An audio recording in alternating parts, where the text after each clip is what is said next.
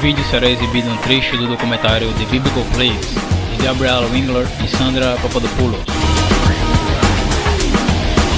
O documentário foi produzido pela Taglight Media, distribuído em 2009 nos canais fechados e exibido numa versão em espanhol na TVA2 em 2010.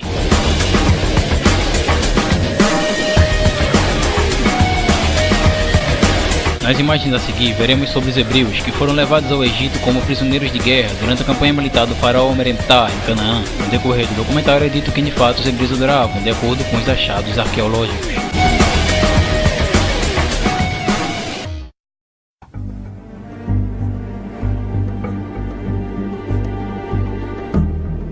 A finales del siglo XIII a.C., aparece por primera vez el nombre de Israel en la estela de la victoria del faraón Merentá, entre la lista de pueblos sometidos en la campaña de Canaán. Israel ha sido devastado y no tiene más semillas, dice la inscripción. Las palabras exactas no dejan lugar a dudas, se refieren a un pueblo, no a un país. El faraón Merentá se había adentrado en las salvajes regiones montañosas de Canaán, pero no encontró soldados, solo granjeros. Nómadas que se habían asentado y unido a otras pequeñas comunidades desde el siglo XIII a.C. Sobrevivían cultivando maíz y criando algunos animales. Eran el embrión de una nueva sociedad independiente que acabaría convirtiéndose en los reinos de Israel y Judá. Hoy en día, los estudiosos saben cómo vivían los primeros israelitas.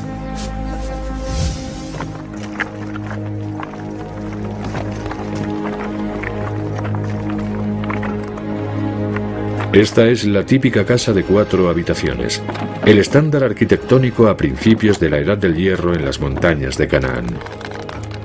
A ambos lados de la vivienda había 2 estancias que hacían las veces de almacenes o establos para animales.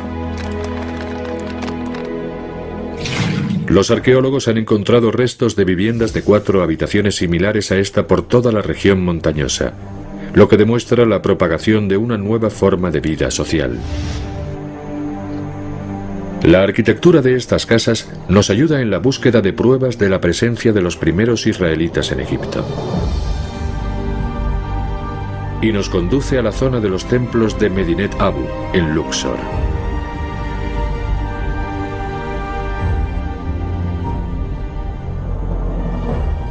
Generaciones de faraones construyeron aquí sus templos funerarios.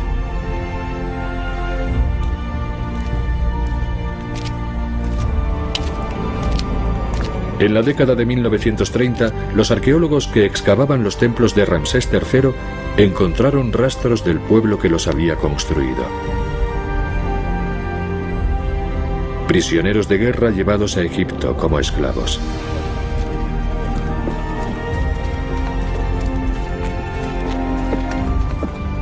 Los restos de sus viviendas yacían cerca de las ruinas del templo. Ni su planta ni el original estilo de construcción eran egipcios.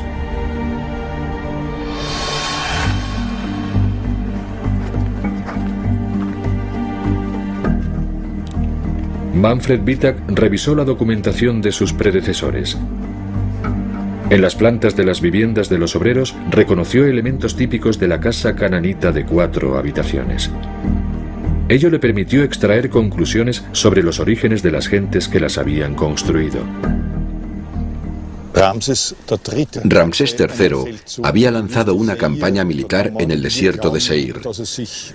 Creemos que los prisioneros de guerra fueron enviados a trabajar en la construcción de diferentes templos por todo el imperio. En este caso, su trabajo era demoler los templos de Aya y Jarenjá para construir uno nuevo dedicado a Ramsés IV. Eso habría ocurrido en el siglo XII a.C., exactamente en el tiempo en el que se construían las casas de 4 habitaciones en Canaán y Palestina. No puede ser una coincidencia que este tipo de casa aparezca en Egipto al mismo tiempo.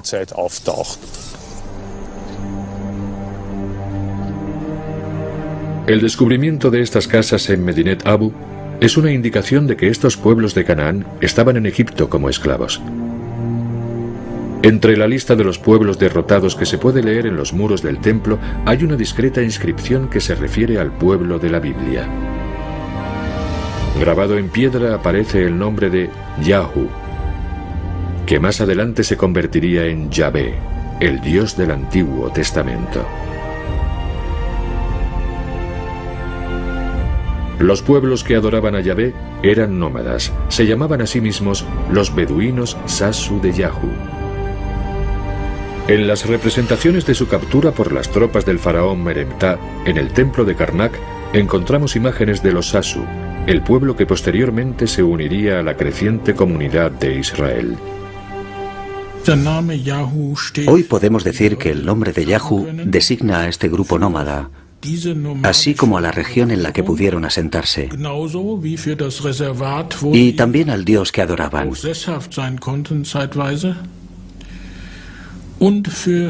Yahu era el nombre de su Dios. Y de esta forma, Yahu también es el origen del nombre de Dios en la Biblia. O nome do Criador sempre foi Yahu. Mais tarde, os escribas criaram 3 vocalizações diferentes para ocultar a real pronúncia do mesmo. São elas: a vocalização Yehová herdou os massoréticos da palavra Adonai. A vocalização Yehovi herdou os massoréticos da palavra Elohim.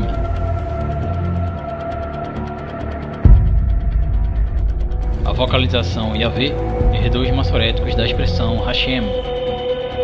Estas são as 3 vocalizações puramente inventadas. As falsas vocalizações Yehová e Yehovi, ao serem lidas no texto hebraico pelos adeptos do judaísmo, são pronunciadas respectivamente como Adonai e Elohim, fazendo com que o nome do Criador não seja pronunciado e a camuflagem do uso de atributos mantenha o texto adulterado. Vejam este verso do livro de Yeshayahu, Isaías, onde o tetragrama Yod-He Vav-He é vocalizado com as formas Yehová e Yehovi no meio. Vejam só que absurdo. Criaram 2 nomes, uma hora Yehová e na outra Yehovi. Quando o tetragrama é precedido pela palavra Adonai, então os escribas o vocalizam como Yehovi. Já quando o tetragrama não é precedido pela palavra Adonai, os escribas o vocalizam como Yehová.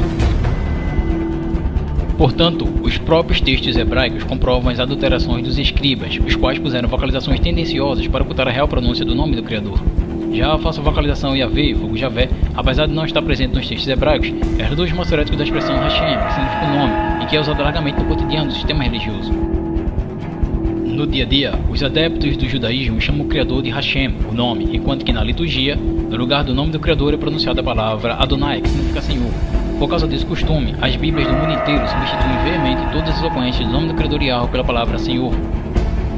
Tudo isso foi propositalmente desenvolvido para que as pessoas não pronunciassem o nome do Criador. Mas afinal, de onde veio esse mito de que o nome do Criador não deveria ser pronunciado? Vejam. Talmud babilônico Ioma. A origem do falso costume de não pronunciar o nome do Criador vem do Talmud Ioma 39b, que diz: nossos rabinos ensinaram, o ano em que Shimon, o justo, morreu, ele lhes predisse que ele morreria. Eles disseram: de onde você tirou isso? Ele respondeu: em cada dia da expiação, um homem idoso, vestido de branco e envolto em branco, acompanhava-me, entrando no Santo dos Santos e saindo de lá comigo. Mas hoje eu estava acompanhado por um homem idoso, vestido de preto e envolto em preto, que entrou, mas não saiu comigo. Após o festival de Sukkot, ele estava doente há 7 dias e então morreu.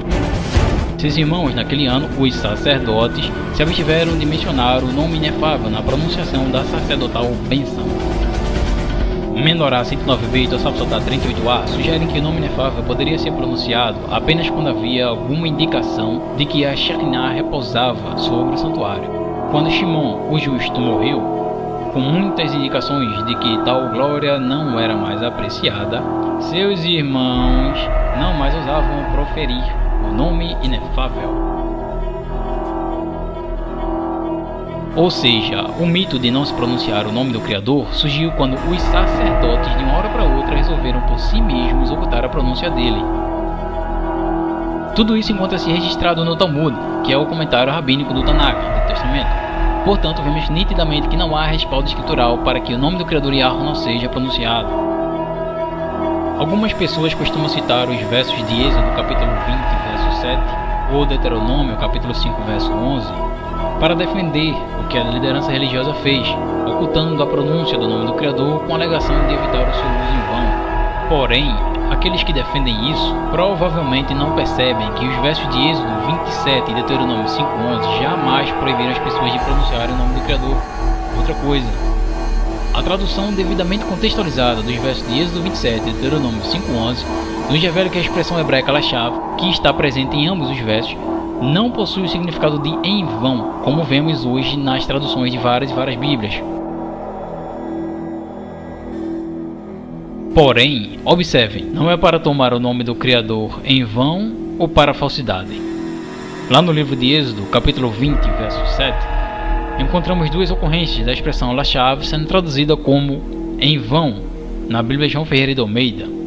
Entretanto, esta é uma tradução equivocada, uma vez que, analisando o texto hebraico, percebemos que a expressão lashav é composta da preposição la, que corresponde aos significados de a ou para em português, mais o substantivo shav, que corresponde ao léxico Strong 7723, que é polissímico e por isso admite diversos significados. Entretanto, um deles é justamente o de falsidade.